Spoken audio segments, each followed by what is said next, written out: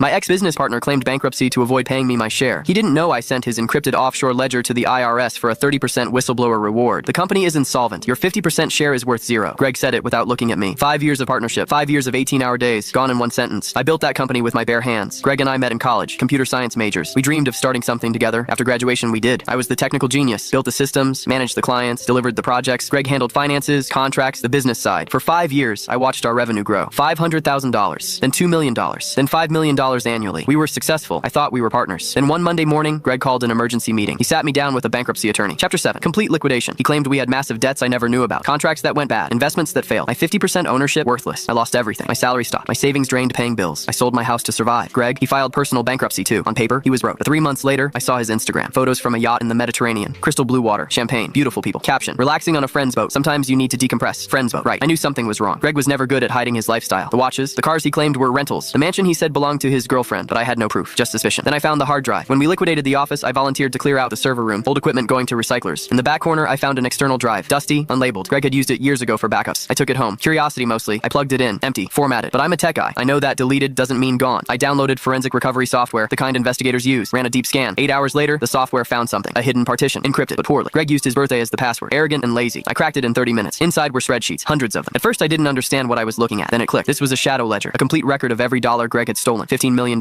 Funneled over 3 years into shell companies in the Cayman Islands and Belize. He hadn't lost the money. He had hidden it from me, from the IRS, from everyone. The bankruptcy was fake. A performance. He liquidated our company to cover his tracks while his stolen fortune sat safely offshore. My first instinct was to sue him. Then I stopped. A lawsuit would take years. He'd hire expensive lawyers, delay, appeal. And the moment he got served, he'd move the money somewhere I'd never find it. I needed a different weapon. I researched for weeks. Then I found it. IRS Form 211. Application for award for original information. The IRS whistleblower program. If you provide specific, credible evidence of major tax fraud exceeding $2 million and the IRS recovers money because of your information, you're entitled to 15 to 30% of the total collected. Greg hadn't just stolen from me. He'd stolen from the federal government by hiding taxable income offshore. That made him the IRS's problem now. I compiled everything. The shadow ledger, the shell company records, bank routing numbers, transaction dates, a complete roadmap of his fraud. I submitted Form 211 with 200 pages of documentation. Then I waited 6 months of silence. I watched Greg get more arrogant, more posts from exotic locations, a new sports car, a penthouse he claimed was borrowed. I said nothing, did nothing, just watched. Then came that Tuesday morning. I was drinking coffee when the news alert popped up. Local businessman arrested in federal tax fraud investigation. There was Greg, hands cuffed behind his back. Federal agents escorting him from his bankrupt mansion. They seized everything. The offshore accounts, the shell companies, the yacht, the cars, the hidden real estate. $12 million recovered in back taxes and penalties. Greg was charged with tax evasion and wire fraud. He's facing 10 years federal prison. Yesterday, a letter arrived from the U.S. Treasury Department. I opened it slowly. Inside was a check. $3,600,000. My 30% whistleblower award. I stared at that number for a long time. Greg stole my company, my livelihood. Click the link on the homepage to watch the full follow-up for free.